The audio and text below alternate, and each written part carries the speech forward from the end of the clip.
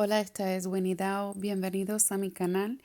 Y en el día de hoy les quiero traer este video sobre el monasticismo en la Iglesia Ortodoxa. Alguien me pidió información sobre el tema y decidí hacer este video porque es bien interesante y un poco diferente a lo que estamos acostumbrados cuando pensamos en monjes o en monjas. El propósito o misión que tienen estos monjes es rezar sin parar, rezar por la humanidad entera sin parar. De hecho, he escuchado decir dentro de la Iglesia Ortodoxa que si una persona dejara, si todos dejáramos de rezar, el mundo se acabaría.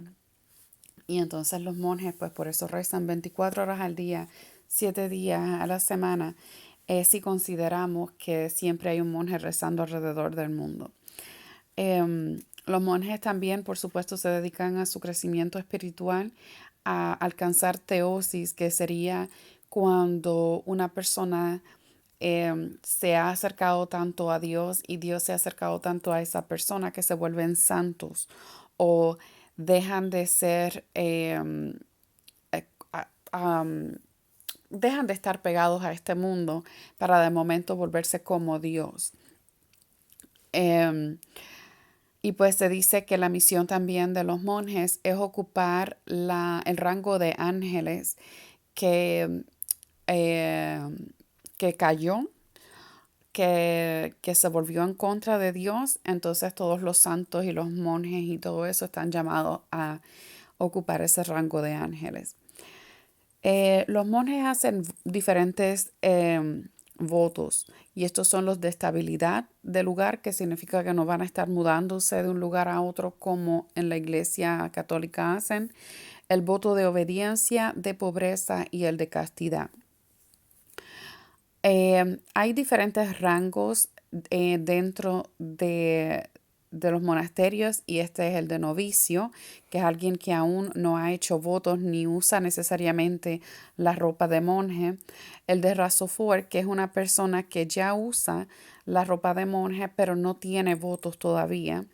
Y el de stavrofor y gran esquema, que son monjes que ya no solamente usan las ropas de monje, sino que usan también unas cosas que se le añaden a esa ropa que indican el rango que tienen y el compromiso que tienen y ya han hecho unos votos, que serían el voto de estabilidad, obediencia, pobreza y castidad.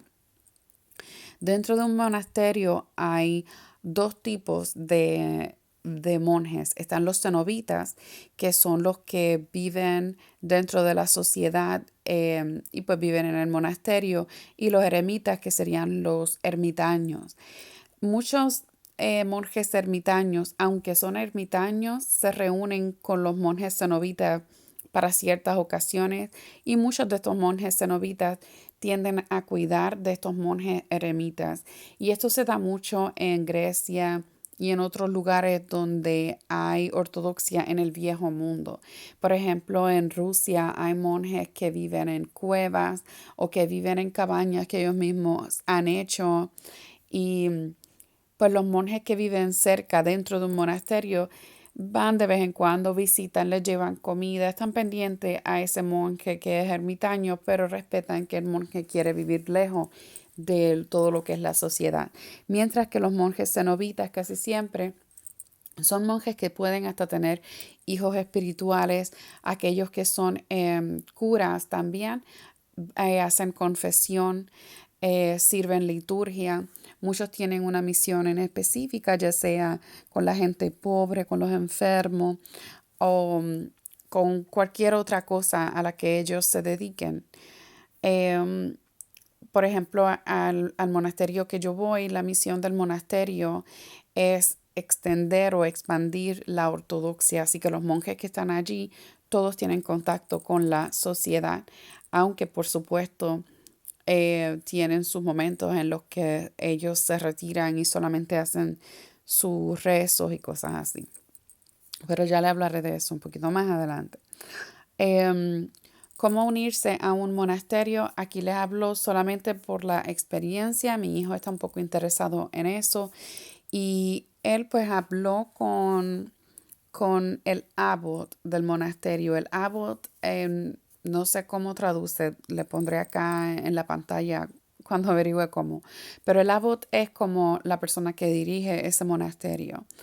Él habló con este abbot y le dijo que pues sentía interés, quería discernir si esa era la vida para él o no. Entonces, lo siguiente que les he invitado a que se quede en el monasterio, vaya de visita y vea cómo se vive y todo lo demás. Las reglas en los monasterios dicen que después que una persona se queda 3 días corrido en un monasterio, ya puede la persona ser invitada a quedarse como novicio. Este abbot en particular, él va más lento con estas cosas porque él quiere que de verdad la persona ya esté decidida a quererse unir. Si la persona es joven, es incluso preferible porque está aprendiendo, como quien dice, a ser adulto y sería algo que pues crecería la persona dentro de esos votos. Cuando una persona es más adulta y ya ha experimentado la vida, ya ha sido casado, por ejemplo, y cosas así, pues es un poco más difícil renunciar a cosas más del mundo cuando se ha vivido tantos años en el mundo. No que no se haga. Hay muchas personas allá adultas que se unen a un monasterio y permanecen como novicios para toda la vida. Nunca hacen los votos ni nada, pero se quedan viviendo allí de esa manera. O sea que este proceso es bien, bien, bien lento. Em, Ahora, ¿cómo se hacen los monjes? Se hace en los ritos de tonsura y esto dentro de una ceremonia se hacen los ritos de tonsura en la que se le corta un mechón de cabello y ese mechón de cabello creo que se ofrece junto con incienso al Señor, quedando entonces la persona tonsurada a ese rango en específico. Em, estos ritos de tonsura son parte de otros sagrados misterios, que es como lo son los funerales, las bendiciones, los exorcismos. Em, Ahora, ¿por qué los monjes visten de negro? Bueno, ellos visten de negro porque esto representa que están muertos al mundo. O como le dicen, muerte al mundo, pero no, no significa que le desean nada malo al mundo, sino que ellos están muertos a las cosas vanas, a las cosas a las que todos nosotros tenemos que bregar con esas cosas todos los días, pues ellos se, por opción de ellos, por decisión de ellos, deciden que nada de eso les va a importar y solamente se van a entregar a Dios y a más nada. Ellos no se mueven de lugar porque ellos piensan que la estabilidad en un lugar es importante. De esa manera no tienen que ellos buscar adaptarse aquí o allá, sino concentrar toda su energía en los hábitos, en los hábitos, no, en los otros votos que han tomado por voluntad propia. Solo un cura puede tonsurar. Típicamente lo hace el abbot del monasterio, pero quien tonsura tiene que tener el mismo rango de la persona que va a ser tonsurada o más alto. A los monjes se le llaman padres y madres, pero a los novicios se les llama hermanos o hermanas. Cuando son ya viejitos, y en específico cuando ya tienen el esquema o el gran esquema, que son rangos diferentes, se le llaman gerondas, que traduciría como anciano. También a los monasterios de hombres se les llaman mónacos o a ellos se les llaman mónacos y a las mujeres, a los grupos de mujeres monjas se les llaman monacai, que lo que significa es monjes y monjas. Cuando un monje ya es cura también, se le llama un hieromonje. Em, en inglés se le dice hieromonk, pero deduzco yo que sería un hieromonje. Y esto lo que significa que aparte de que ser monje, también es un cura. Y pueden servir la liturgia y hacer todo lo demás. Ahora, cuando es un monje que pertenece al rango de esquema, pero también es un cura, se le llama hierosquema monje. Muchos curas, porque un cura ortodoxo una vez queda viudo, no se puede volver a casar. Y muchos de ellos son escogidos para ya sea convertirse a obispos, porque los obispos no pueden estar casados, o para entrar en monasterios. Por supuesto, te puede escoger a alguien para decirte, te queremos para tal monasterio, pero eso siempre es la decisión de ese cura, de si quiere o no hacerlo. No es algo que se les obliga a hacer. Bueno, el primer rango les había mencionado que era el de novicio. El novicio, como les dije, no tiene que usar las ropas que usan los monjes, que se llama un cassock, pero por lo general sí se les da un cassock para que usen. A algunos se les da una correa de cuero. Em, y pues ahí pueden durar días o toda la vida, como les dije. Luego tenemos el rango de rasoforo, que es el primer rango oficial.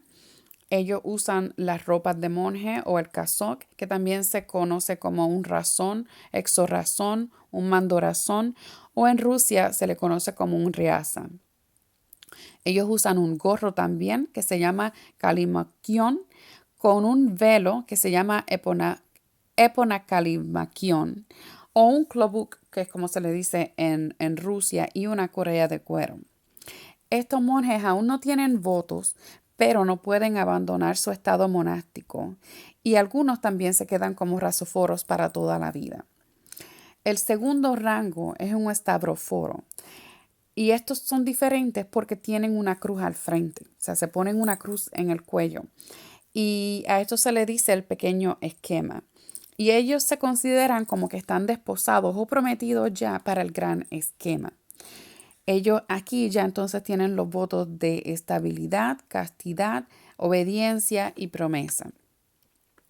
La persona es tonsurada y entonces allí se le da el hábito que incluye el paramandias o un paraman, que es una tela cuadrada que se usa en la espalda y que tiene los instrumentos de la pasión, que serían los clavos, las lanzas, todo eso conectados por amarraduras a una cruz que se lleva sobre el pecho. El paraman simboliza que el monje está ahora atado al yugo de Cristo y por esto se le llama estavrofore, que traduce a el que carga una cruz. Se le da también una cruz de madera que mantendrá en el rincón de sus iconos en su cuarto, junto con una vela. Y esta cruz se le va a poner en las manos cuando muera.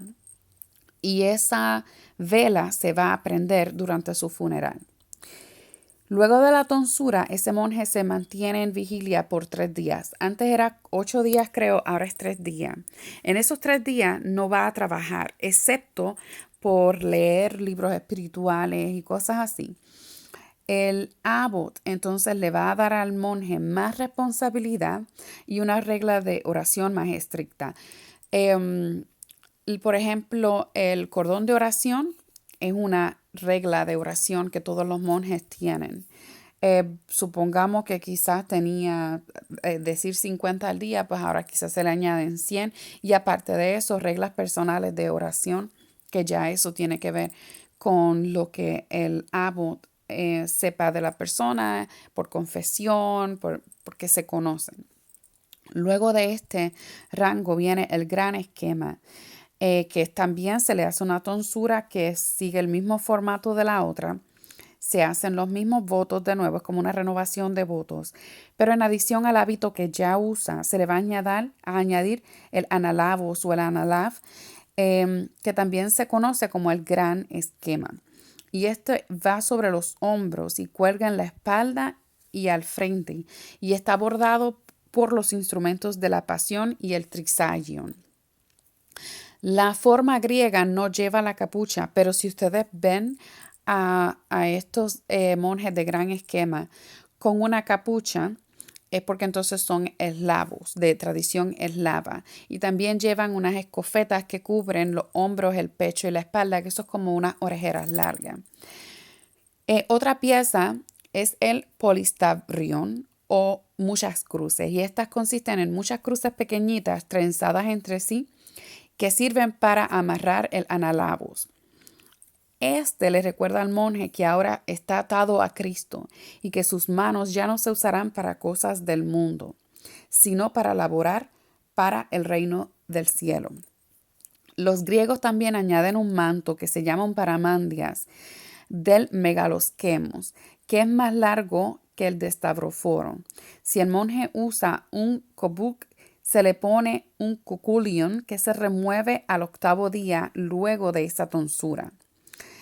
A algunos monásticos del gran esquema solo se les da en el lecho de muerte, o sea que ellos pueden no recibir el gran esquema hasta que ya están muriendo.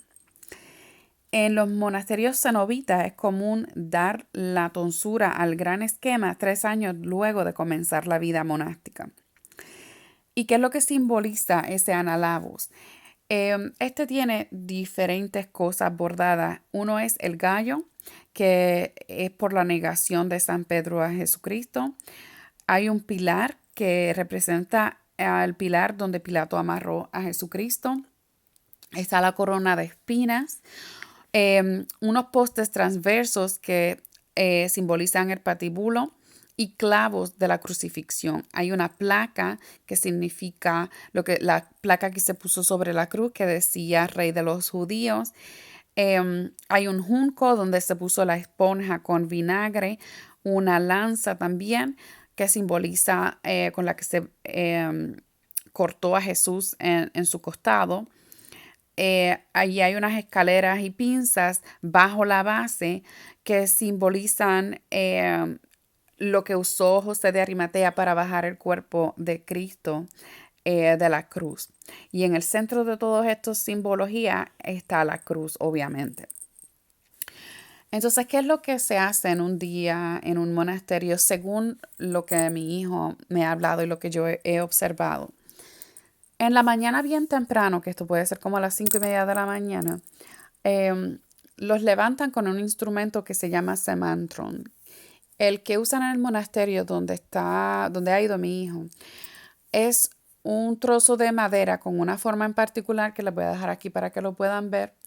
Y ellos van alrededor del monasterio tocándolo. Y esto le indica a los demás que ya se tienen que ir levantando para comenzar las oraciones. Y ahí comienzan las oraciones de la mañana. Luego de esas oraciones de la mañana continúan con otros y con otros y la liturgia sí es un día de liturgia que se hacen muchas veces durante la semana. Luego se retiran a desayunar y cada cual se ocupa de sus tareas, ya sea en el jardín, ya sea cocinando o limpiando, lo que sea que haya que hacer. En el monasterio al que va mi hijo, muchos de estos monjes, como es un monasterio que está comenzando ahora, tienen sus trabajos normales, sus trabajos civiles. Hay unos que trabajan para el gobierno, hay otros que son enfermeros y etcétera, etcétera, y ellos se van y se retiran a hacer su trabajo y regresan. Los que están allí, pues muchos se encargan de la administración y de la logística de vivir allí en el monasterio.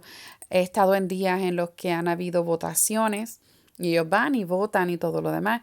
Pero recuerden que estos son novicios, que por eso es que van y aún se les permite que vayan y voten y todo eso, porque aún como que pertenecen al gobierno del civil, de donde viven.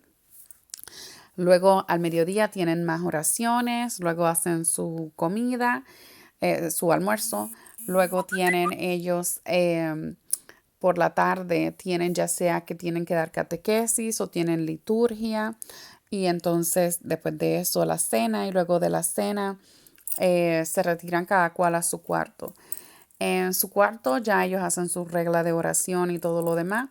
Se retiran a los cuartos alrededor de las 8 de la noche, según lo que me ha dicho mi hijo, pero no todos se van a dormir, algunos se quedan rezando y otros, si están en vigilia, se quedan despiertos. A veces hacen las vigilias en la misma capilla, a veces las pueden hacer ellos en sus cuartos, todo depende a su relación con Dios y lo que tengan que hacer y todo eso.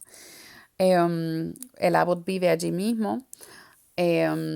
de casualidad en este monasterio el abbot es también el obispo de esta región. Y en base a eso también, por ejemplo, en estos días él me hablaba de que hay un monje que es también cura, o sea, un hierro monje, que él habla español y que está pensando en ofrecer la liturgia aquí, en esta zona donde yo vivo, en español. Y, y pues nada más que necesitamos entrenar a alguien para que cante, que pues quizás mi hijo se ofrece para eso, y comenzar a hacer un grupo de gente que esté interesado. Así que si les interesa y están en la zona del norte de Virginia, me dejan saber. Y yo les digo cómo hacemos la logística de todo esto. Y pues esto es la información que les conseguí. Espero que les haya sido de interés. Si ustedes están interesados en aprender más de esta vida o hasta en volverse monjes o monjas, lo más importante es que sean ortodoxos, que se acerquen a su iglesia ortodoxa más cercana, que hagan contacto con un cura y que comiencen su catecismo, su conversión. Y una vez, o sea, mientras están haciendo todo esto, le pueden dejar saber al padre que ustedes tienen interés en ser monje o monja y ellos los van a poner en contacto con las personas correctas. Una vez ustedes ya sean ortodoxos, pues entonces ahí va a depender de lo que diga el abbot. Hay muchas personas que van con la intención de ser monjes y deciden que esa no es la vida para ellos, o a veces el mismo abbot decide que esa no es la vida para esta persona. Recuerden que usted durante ese tiempo se está confesando con ese abbot y el abbot lo llega a conocer bien de cerca y a ver si de verdad usted tiene esa vocación o no la tiene. Es algo de someter la voluntad de uno a la voluntad de Dios, es humildad y es entonces entender que a veces nosotros somos los que planeamos, pero Dios es el que dispone y dice qué es lo que hay que hacer.